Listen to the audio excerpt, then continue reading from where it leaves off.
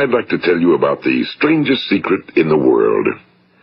Some years ago, the late Nobel Prize-winning Dr. Albert Schweitzer was being interviewed in London, and a reporter asked him, "Doctor, what's wrong with men today?" And the great doctor was silent a moment, and then he said, "Men simply don't think."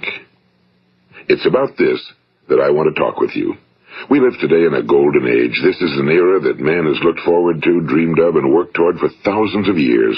But since it's here, we pretty well take it for granted. We in America are particularly fortunate to live in the richest land that ever existed on the face of the earth, a land of abundant opportunity for everyone. But do you know what happens? Well, let's take 100 men who start even at the age of 25. Do you have any idea what will happen to those men by the time they're 65? These 100 men who all start even at the age of 25 believe they're going to be successful. If you ask any one of these men if he wanted to be a success, he'd tell you he did. And you'd notice that he was eager toward life, that there was a certain sparkle to his eye, an erectness to his carriage, and life seemed like a pretty interesting adventure to him. But by the time they're 65, 1 will be rich. 4 will be financially independent. 5 will still be working. 54 will be broke. Now think a moment. Out of the 100, only 5 make the grade. Now why do so many fail? What has happened to the sparkle that was there when they were 25? What's become of the dreams, the hopes, the plans? And why is there such a large disparity between what these men intended to do and what they actually accomplished? When we say about 5% achieve success, we have to define success.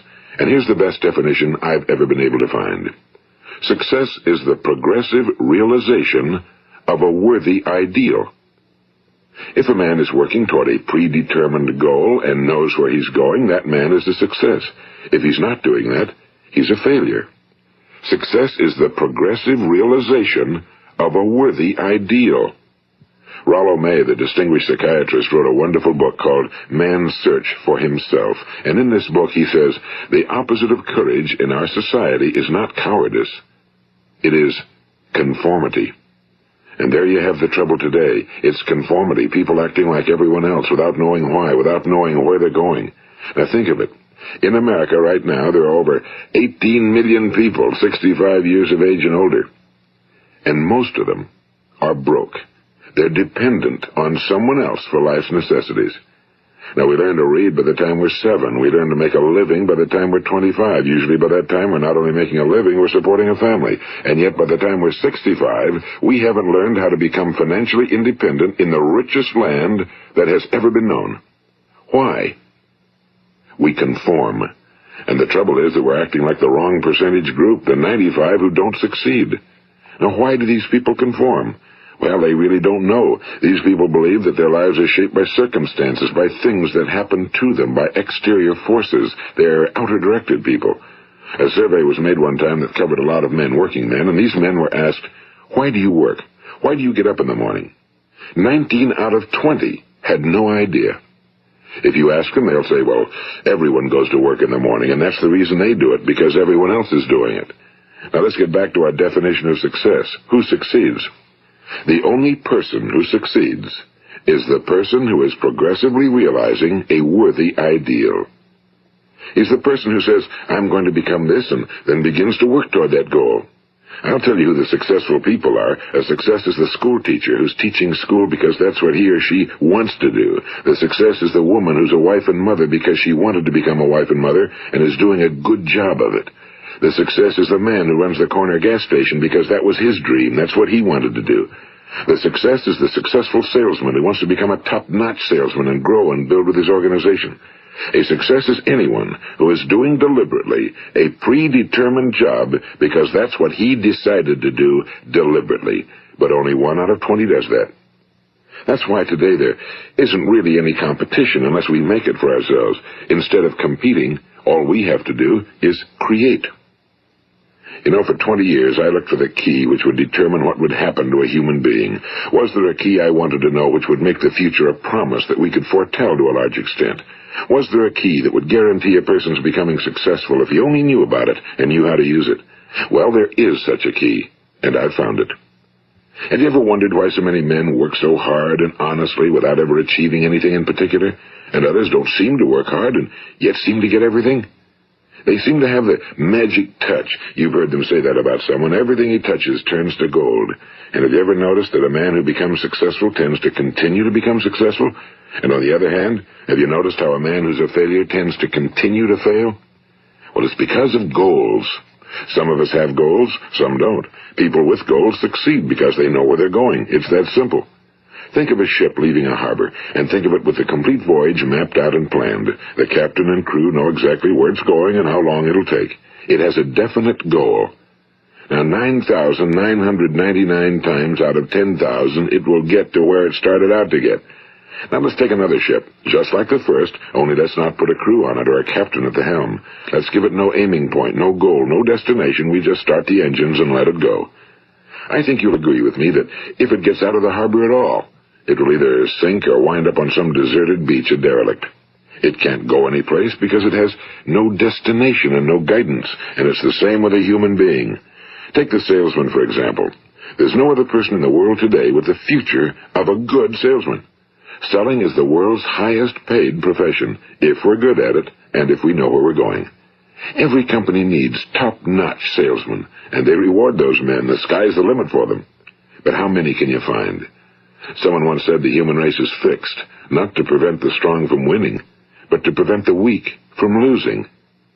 The American economy today can be likened to a convoy in time of war. The entire economy is slowed down to protect its weakest link, just as the convoy had to go at the speed that would permit its slowest vessel to remain in formation. That's why it's so easy to make a living today. It takes no particular brains or talent to make a living and support a family today. So we have a plateau of so-called security, if that's what a person's looking for. But we do have to decide how high above this plateau we want to aim.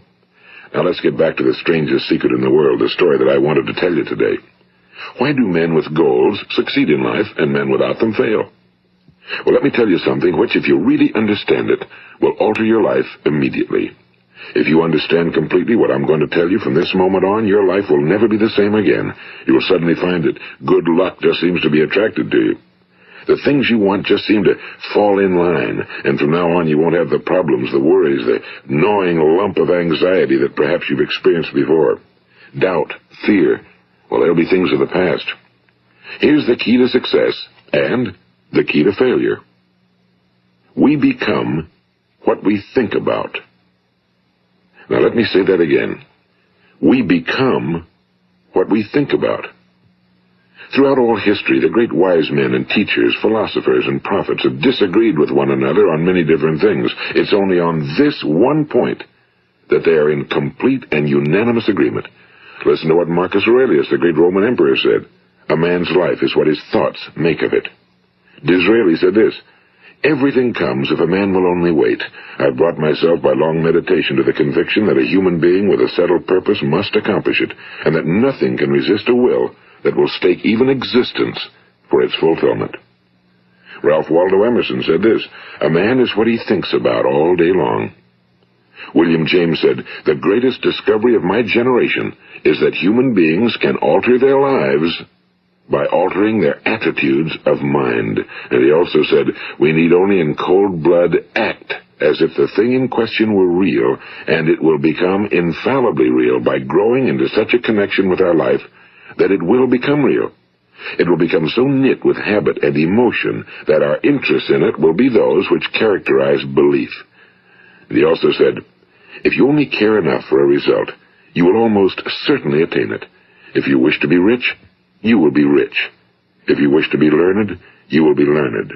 If you wish to be good, you will be good.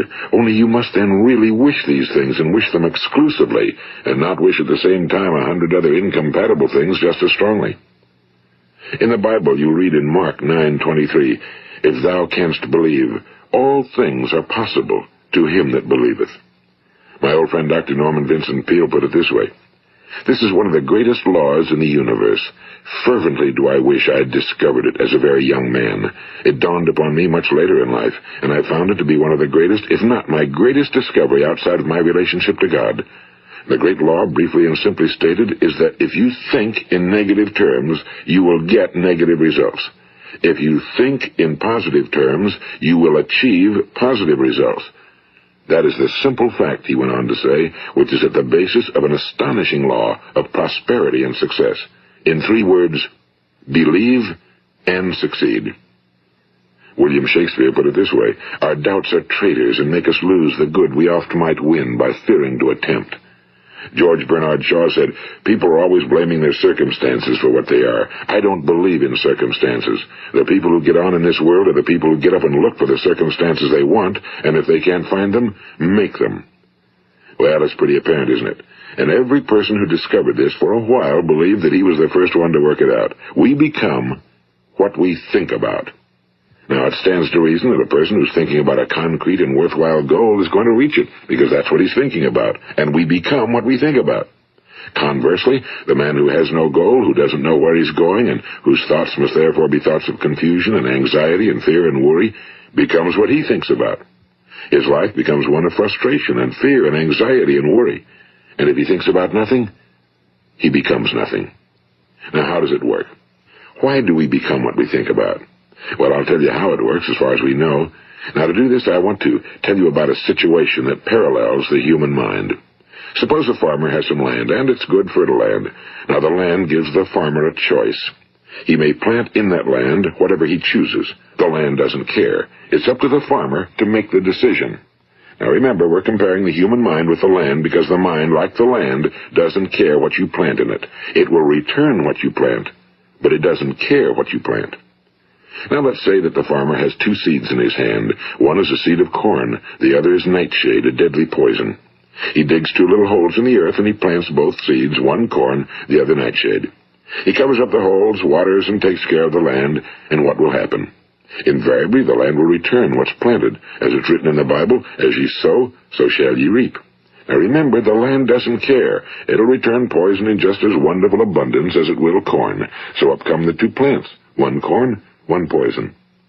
Now, the human mind is far more fertile, far more incredible and mysterious than the land, but it works the same way. It doesn't care what we plant. Success, failure. A concrete, worthwhile goal, or confusion. Misunderstanding, fear, anxiety, and so on. But what we plant, it must return to us. You see, the human mind is the last great unexplored continent on Earth. It contains riches beyond our wildest dreams. It will return anything we want to plant. Now, you might say, well, if that's true, why don't people use their minds more? Well, I think they figured out an answer to that one, too. Our mind comes as standard equipment at birth. It's free, and things that are given to us for nothing we place little value on. Things that we pay money for, we value. The paradox is that exactly the reverse is true. Everything that's really worthwhile in life came to us free. Our minds, our souls, our bodies, our hopes, our dreams, our ambitions, our intelligence, our love of family and children and friends and country, all these priceless possessions are free. But the things that cost us money are actually very cheap and can be replaced at any time. A good man can be completely wiped out and make another fortune. He can do that several times. Even if our home burns down, we can rebuild it. But the things we got for nothing, we can never replace. The human mind isn't used because we take it for granted. Familiarity breeds contempt. It can do any kind of job we assign to it, but generally speaking, we use it for little jobs instead of big, important ones. Universities have proved that most of us are operating on about 10% or less of our abilities. So decide now, what is it you want? Plant your goal in your mind. It's the most important decision you'll ever make in your entire life. What is it you want? Do you want to be an outstanding salesman? A better worker at your particular job? Do you want to go places in your company? In your community? Do you want to get rich? All you've got to do is plant that seed in your mind, care for it, work steadily toward your goal, and it will become a reality. It not only will, there's no way that it cannot. You see, that's a law, like the laws of Sir Isaac Newton, the laws of gravity. If you get on top of a building and jump off, you'll always go down. You'll never go up, and it's the same with all the other laws of nature. They always work. They're inflexible. Think about your goal in a relaxed, positive way. Picture yourself in your mind's eye as having already achieved this goal. See yourself doing the things you will be doing when you've reached your goal. Ours has been called the phenobarbital age, the age of ulcers and nervous breakdowns and tranquilizers. At a time when medical research has raised us to a new plateau of good health and longevity, far too many of us worry ourselves into an early grave trying to cope with things in our own little personal ways without learning a few great laws that will take care of everything for us. These things we bring on ourselves through our habitual way of thinking. Every one of us is the sum total of his own thoughts. He is where he is because that's exactly where he really wants to be, whether he'll admit that or not. Each of us must live off the fruit of his thoughts in the future, because what you think today and tomorrow, next month and next year, will mold your life and determine your future. You're guided by your mind. I remember one time I was driving through eastern Arizona, and I saw one of those giant earth-moving machines roaring along the road at about 35 miles an hour with what looked like 30 tons of dirt in it, a tremendous, incredible machine, and there was a little man perched way up on top with the wheel in his hands guiding it. And as I drove along, I was struck by the similarity of that machine to the human mind. Just suppose you're sitting at the controls of such a vast source of energy. Are you going to sit back and fold your arms and let it run itself into a ditch? Or are you going to keep both hands firmly on the wheel and control and direct this power to a specific, worthwhile purpose? It's up to you. You're in the driver's seat. You see, the very law that gives us success is a two-edged sword. We must control our thinking. The same rule that can lead a man to a life of success, wealth, happiness, and all the things he ever dreamed of for himself and his family. That very same law can lead him into the gutter. It's all in how he uses it, for good or for bad. This is the strangest secret in the world. Now, why do I say it's strange, and why do I call it a secret? Actually, it isn't a secret at all. It was first promulgated by some of the earliest wise men, and it appears again and again throughout the Bible, but very few people have learned it, understand it. That's why it's strange, and why for some equally strange reason it virtually remains a secret. I believe that you could go out and walk down the main street of your town and ask one man after another what the secret of success is, and you probably wouldn't run into one man in a month who could tell you.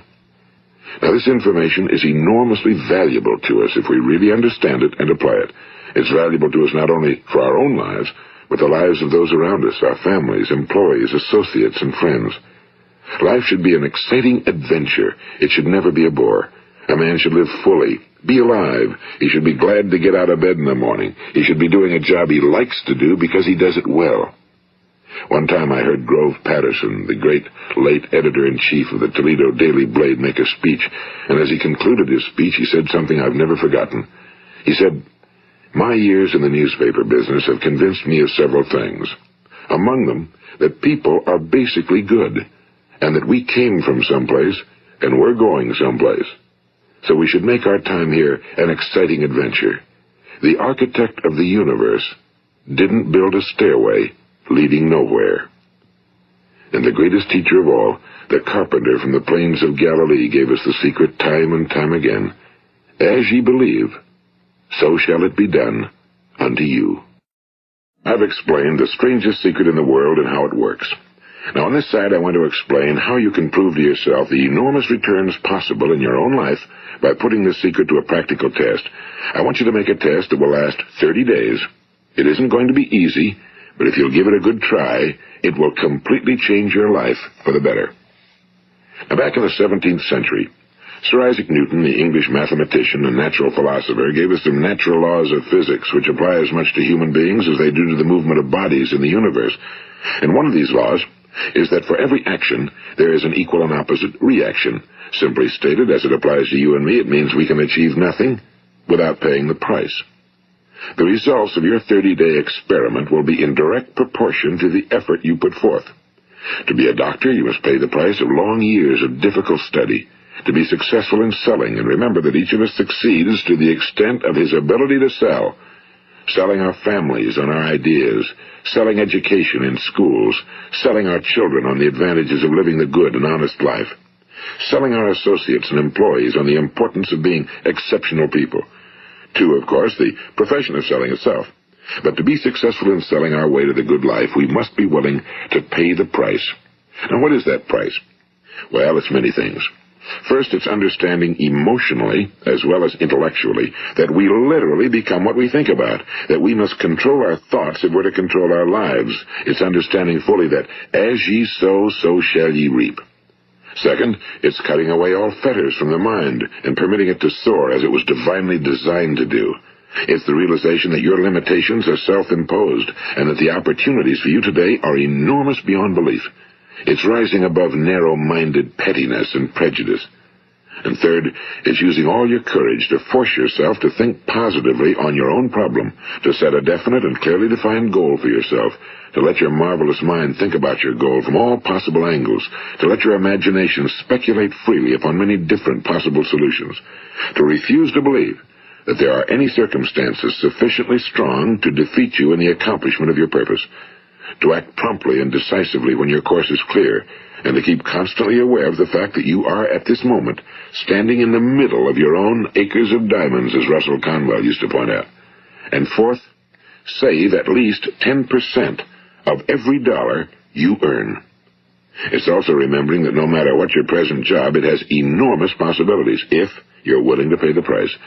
Now let's just go over the important points in the price each of us must pay to achieve the wonderful life that can be ours. It is, of course, worth any price.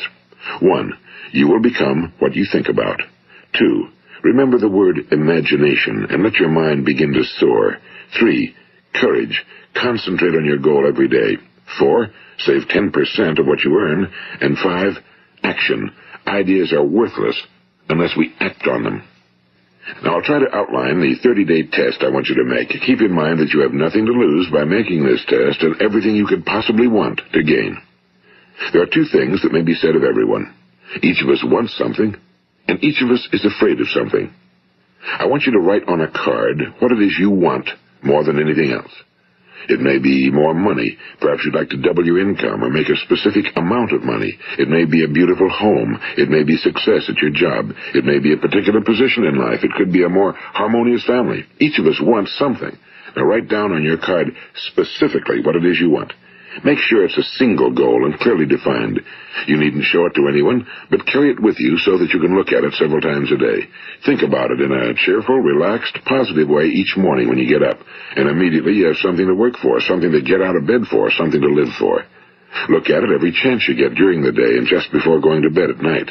And as you look at it, remember that you must become what you think about, and since you're thinking about your goal, you realize that soon it will be yours. In fact, it's yours really the moment you write it down and begin to think about it. Look at the abundance all around you as you go about your daily business. You have as much right to this abundance as any other living creature. It's yours for the asking. Now we come to the difficult part. Difficult because it means the formation of what is probably a brand new habit, and new habits are not easily formed. Once formed, however, it will follow you for the rest of your life. Stop thinking about what it is you fear. Each time a fearful or negative thought comes into your consciousness, replace it with a mental picture of your positive and worthwhile goal. And there will come times when you'll feel like giving up. It's easier for a human being to think negatively than positively. That's why only 5% are successful. You must begin now to place yourself in that group. For 30 days, you must take control of your mind. It will think about only what you permit it to think about. Each day for this 30-day test, do more than you have to do. In addition to maintaining a cheerful, positive outlook, give of yourself more than you've ever done before. Do this knowing that your returns in life must be in direct proportion to what you give. The moment you decide on a goal to work toward, you're immediately a successful person. You are then in that rare and successful category of people who know where they're going. Out of every 100 people, you belong to the top 5. Don't concern yourself too much with how you're going to achieve your goal. Leave that completely to a power greater than yourself. All you have to do is know where you're going. The answers will come to you of their own accord and at the right time. Remember these words from the Sermon on the Mount, and remember them well. Keep them constantly before you this month of your test. Ask, and it shall be given you. Seek, and ye shall find. Knock, and it shall be opened unto you. For every one that asketh receiveth, and he that seeketh findeth, and to him that knocketh it shall be opened. It's as marvelous and as simple as that. In fact, it's so simple that in our seemingly complicated world, it's difficult for an adult to understand that all he needs is a purpose and faith. For 30 days, Do your very best. If you're a salesman, go at it as you've never done before, not in a hectic fashion, but with the calm, cheerful assurance that time well spent will give you the abundance in return you deserve and want. If you're a homemaker, devote your 30-day test to completely giving of yourself without thinking about receiving anything in return, and you'll be amazed at the difference it makes in your life. No matter what your job, do it as you've never done it before for 30 days. And if you've kept your goal before you every day, you'll wonder and marvel at this new life you've found. Dorothea Brand, the outstanding editor and writer, discovered it for herself and tells about it in her fine book, Wake Up and Live. Her entire philosophy is reduced to the words, act as though it were impossible to fail. She made her own test with sincerity and faith, and her entire life was changed to one of overwhelming success. Now, you make your test for 30 full days. Don't start your test until you've made up your mind to stick with it. You see, by being persistent, you're demonstrating faith. Persistence is simply another word for faith. If you didn't have faith, you'd never persist. If you should fail during your first 30 days, by that I mean suddenly find yourself overwhelmed by negative thoughts, you've got to start over again from that point and go 30 more days. Gradually, your new habit will form until you find yourself one of that wonderful minority to whom virtually nothing is impossible. And don't forget the card. It's vitally important as you begin this new way of living.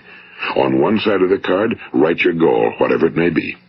On the other side, write the words we've quoted from the Sermon on the Mount. Ask, and it shall be given you. Seek, and ye shall find. Knock, and it shall be opened unto you.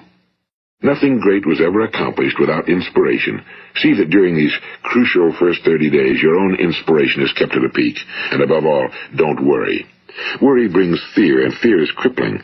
The only thing that can cause you to worry during your test is trying to do it all yourself. Know that all you have to do is hold your goal before you. Everything else will take care of itself. Remember also to keep calm and cheerful. Don't let petty things annoy you and get you off course. Now, since making this test is difficult, some will say, why should I bother? Well, look at the alternative. No one wants to be a failure. No one really wants to be a mediocre individual. No one wants a life constantly filled with worry and fear and frustration. Therefore, remember that you must reap that which you sow.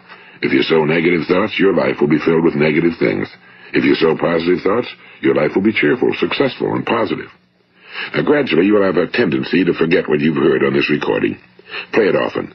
Keep reminding yourself of what you must do to form this new habit. Gather your whole family around at regular intervals and listen to what's been said here. You know, most men will tell you that they want to make money without understanding the law. The only people who make money work in a mint. The rest of us must earn money. This is what causes those who keep looking for something for nothing or a free ride to fail in life. The only way to earn money is by providing people with services or products which are needed and useful. We exchange our time and our product or service for the other man's money. Therefore, the law is that our financial return will be in direct proportion to our service. Now, success is not the result of making money. Making money is the result of success, and success is in direct proportion to our service. Most people have this law backwards. They believe that you're successful if you earn a lot of money. The truth is that you can only earn money after you're successful.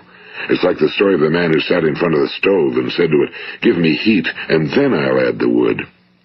How many men and women do you know, or do you suppose there are today, who take the same attitude toward life? There are millions. We've got to put the fuel in before we can expect heat. Likewise, we've got to be of service first before we can expect money.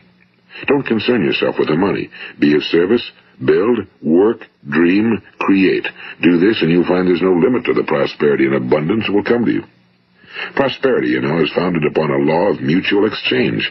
Any person who contributes to prosperity must prosper in turn himself.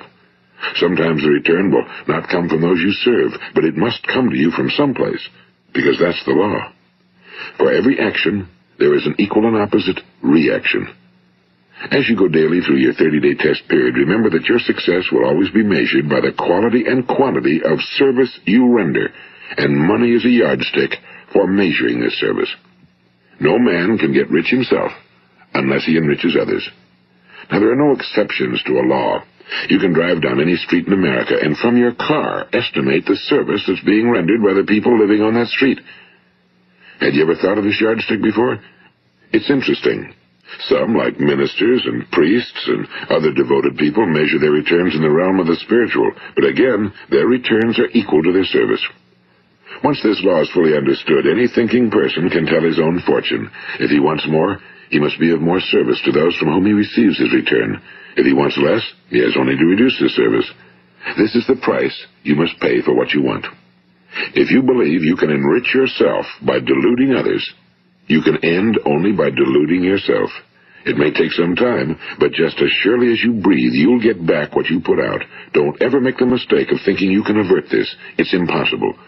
The prisons and the streets where the lonely walk are filled with people who tried to make new laws just for themselves. We may avoid the laws of man for a while, but there are greater laws that cannot be broken. An outstanding medical doctor recently pointed out 6 steps that will help you realize success. 1. Set yourself a definite goal. 2. Quit running yourself down. 3. Stop thinking of all the reasons why you cannot be successful and instead think of all the reasons why you can. 4. Trace your attitudes back through your childhood and try to discover where you first got the idea you couldn't be successful, if that's the way you've been thinking. 5. Change the image you have of yourself by writing out a description of the person you would like to be. And 6. Act the part of the successful person you have decided to become. The doctor who wrote those words is a noted West Coast psychiatrist, Dr. David Harold Fink. Do what the experts since the dawn of recorded history have told you you must do. Pay the price by becoming the person you want to become. It's not nearly as difficult as living unsuccessfully. Make your 30-day test, then repeat it again, and each time it will become more a part of you until you'll wonder how you could ever have lived any other way. Live this new way, and the floodgates of abundance will open and pour over you more riches than you may have dreamed existed. Money? Yes, lots of it. But what's more important, you'll have peace. You'll be in that wonderful minority who lead calm, cheerful, successful lives. Start today. You have nothing to lose, but you have a whole life to win. This is Earl Nightingale, and thank you.